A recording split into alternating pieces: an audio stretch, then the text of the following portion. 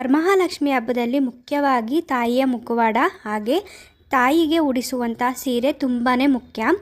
ಬಣ್ಣ ಬಣ್ಣದ ಸೀರೆಗಳನ್ನ ಉಡಿಸಿ ಅಮ್ಮಂಗೆ ಅಲಂಕಾರ ಮಾಡಿ ಹಬ್ಬನ ಮಾಡ್ತಾರೆ, ಪೂಜೆನ ಮಾಡ್ತಾರೆ. ಅದರಲ್ಲೂ ತಾಯಿ ಮಹಾಲಕ್ಷ್ಮಿಗೆ ಪ್ರಿಯವಾದ ಬಣ್ಣದ ಸೀರೆಯನ್ನು ಉಡಿಸಿ ವ್ರತ ಆಚರಣೆ ಮಾಡಿದ್ರೆ ನಿಮ್ಮೆಲ್ಲ ಇಷ್ಟಾರ್ಥಗಳು ನೆರವೇರುತ್ತೆ.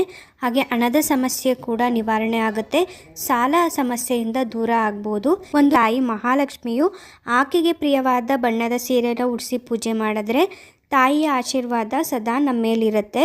ಮಹಾಲಕ್ಷ್ಮಿ ಅಮ್ಮನವ್ರಿಗೆ ಅತ್ಯಂತ ಪ್ರಿಯವಾದ ಬಣ್ಣ ಯಾವುದು ಅಂತ ತಿಳ್ಕೊಳ್ಳೋಣ. ಮೊದಲನೇದಾಗಿ ಬಿಳಿ ಬಣ್ಣದ ಸೀರೆಗೆ ಕೆಂಪು ಬಾರ್ಡರ್ ಇರೋವಂಥ ಸೀರೆ, ಹಸಿರು ಬಣ್ಣದ ಸೀರೆಗೆ ಕೆಂಪು ಬಾರ್ಡರ್, ಕೆಂಪು ಬಣ್ಣದ ಸೀರೆಗೆ ಹಸಿರು ಬಾರ್ಡರ್, ಹಾಗೆಯೇ ದೊಡ್ಡ ದೊಡ್ಡ ಬಾರ್ಡ್ರ್ ಇರೋ ಸೀರೆಗಳಂದರೆ ತಾಯಿ ಮಹಾಲಕ್ಷ್ಮಿಗೆ ತುಂಬ ಪ್ರಿಯವಾದದ್ದು. ಯಾವ ದೇವ್ರಿಗೂ ಮಡ್ಲಕ್ಕಿ ಸೀರೆ ಕೊಡುವಾಗ ಪ್ಲೈನ್ ಸೀರೆ ನಾವು ಕೊಡಬಾರ್ದು, ಬಾರ್ಡ್ರ್ ಸೀರೆನೇ ಕೊಡಬೇಕು. ವರಮಹಾಲಕ್ಷ್ಮಿ ಹಬ್ಬಕ್ಕೂ ದೇವಿಗೆ ಸೀರೆ ಉಡಿಸ್ಬೇಕಾದ್ರೆ ನಾವು ಬಾರ್ಡ್ರ್ ಇರೋ ಸೀರೆನೇ ತೊಗೊಂಬರ್ಬೇಕಾಗತ್ತೆ. ರೇಷ್ಮೆ ಸೀರೆ ಉಡಿಸಿದ್ರೆ ತುಂಬಾ ಒಳ್ಳೆಯದು.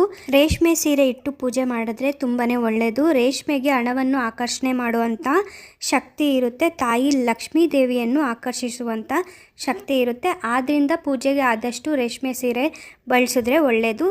ಫ್ಯಾನ್ಸಿ ಸೀರೆ ಆ ಥರನ್ನೆಲ್ಲ ಬಳಸಬಾರ್ದು. ರೇಷ್ಮೆ ಸೀರೆ ಉಡ್ಸೋಕ್ಕೆ ಆಗಿಲ್ಲ ಅಂದರೂ ಪರವಾಗಿಲ್ಲ, ಬಾರ್ಡ್ರ್ ಇರೋವಂಥ ಸೀರೆನ ಉಡಿಸ್ಬೇಕಾಗತ್ತೆ. ಅದು ಕಾಟನ್ ಸೀರೆ ಆಗಿರ್ಬೋದು ಅಥವಾ ರೇಷ್ಮೆ ಸೀರೆ ಆಗಿರ್ಬೋದು, ಒಟ್ಟಿನಲ್ಲಿ ಬಾರ್ಡ್ರ್ ಇರೋ ಸೀರೆನ ಉಡಿಸ್ಬೇಕು. ಹಾಗೆ ದೇವ್ರ ಹತ್ರ ಬೇಡ್ಕೊಬೇಕು, ಮುಂದಿನ ವರ್ಷ ರೇಷ್ಮೆ ಸೀರೆ ತಂದು ಉಡಿಸೋವಂಥ ಶಕ್ತಿನ ಕೊಡು ತಾಯಿ ಅಂತ ಬೇಡ್ಕೊಂಡು ಪೂಜೆ ಮಾಡಬೇಕು.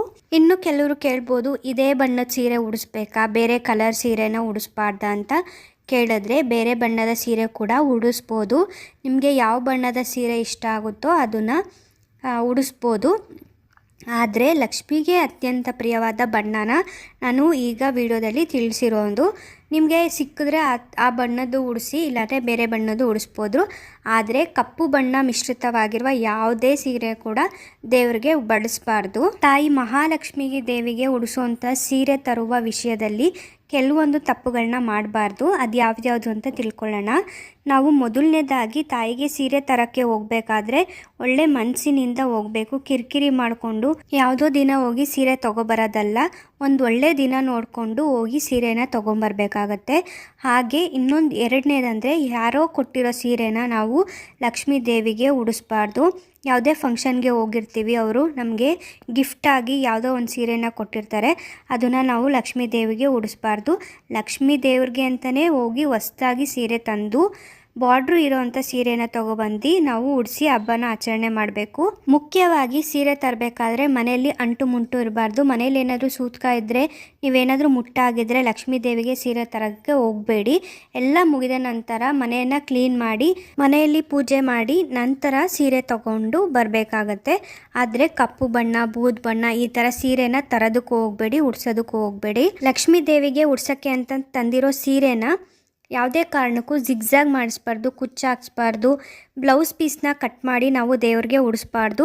ಯಾವ ರೀತಿ ತಂದಿರ್ತೀವೋ ಅದೇ ರೀತಿ ಉಡಿಸ್ಬೇಕು. ಸೀರೆನ ತಂದ ನಂತರ ನಾವು ಅದಕ್ಕೆ ಗೋಮೂತ್ರ ಮತ್ತು ಗಂಗಾಜಲನ ಪ್ರೋಕ್ಷಣೆ ಮಾಡಿಬಿಟ್ಟು ಎತ್ತಿಡಬೇಕಾಗುತ್ತೆ. ಅಂಗಡೀಲಿ ನಾವು ಮೈ ಮೇಲೆ ಹಾಕ್ಕೊಂಡು ನೋಡಿರಲ್ಲ, ಆದರೆ ಬೇರೆಯವರು ಹಂಗೆ ಮಾಡಿರ್ತಾರೆ ಅಂತ ಹೇಳೋಕ್ಕಾಗಲ್ಲ. ಸಾವಿರಾರು ಜನ ಅಂಗಡಿಗೆ ಬಂದಿರ್ತಾರೆ, ಅದನ್ನು ಮೈ ಮೇಲೆಲ್ಲ ಹಾಕ್ಕೊಂಡು ನೋಡಿರ್ತಾರೆ. ಆದ್ದರಿಂದ ನಾವು ಮನೆಗೆ ತಂದ ಮೇಲೆ ಗಂಗಾಜಲ ಅಥವಾ ಅರಿಶಿನದ ನೀರು ಅಥವಾ ಗೋಮೂತ್ರನ ಹಾಕ್ಬಿಟ್ಟು ಎತ್ತಿಡಬೇಕಾಗುತ್ತೆ. ಇನ್ನು ನೆಕ್ಸ್ಟು ದೇವ್ರಿಗೆ ಉಡಿಸಿದ ಸೀರೆನ ನಾವು ಏನು ಮಾಡಬೇಕು, ನಾವೇ ಇಟ್ಕೋಬೇಕಾ ಅಥವಾ ಬೇರೆಯವರು ಕೊಡಬೇಕಾ ಅಂತ ಕೇಳೋದಾದರೆ ನೀವೇ ಉಟ್ಟರೆ ತುಂಬಾ ಒಳ್ಳೆಯದು. ಮನೆಯಲ್ಲಿ ಮಕ್ಕಳು ಅಥವಾ ಸೊಸೆಗೆ ಕೊಡ್ಬೋದು, ಬೇರೆ ಯಾರಿಗೂ ಕೊಡಬಾರ್ದು. ಮನೆಗೆ ಬಂದಿರೋ ಗೆಸ್ಟ್ಗಳಿಗೆ ಅರಿಶಿನ ಕುಂಕುಮಕ್ಕೆ ಸೀರೆನ ಇಟ್ಟು ಕೊಡೋದು, ಲಕ್ಷ್ಮಿಗೆ ಉಡಿಸಿರೋ ಸೀರೆನ ಯಾರಿಗೂ ಕೊಡಬಾರ್ದು.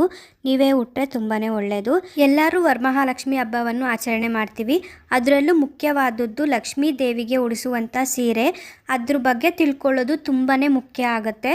ಆದ್ದರಿಂದ ಈ ವಿಡಿಯೋದಲ್ಲಿ ತಿಳಿಸಿರೋ ಮಾಹಿತಿ ನಿಮಗೆ ಇಷ್ಟ ಆಗಿದೆ, ಉಪಯೋಗ ಆಗಿದೆ ಅಂತ ಭಾವಿಸ್ತೀನಿ.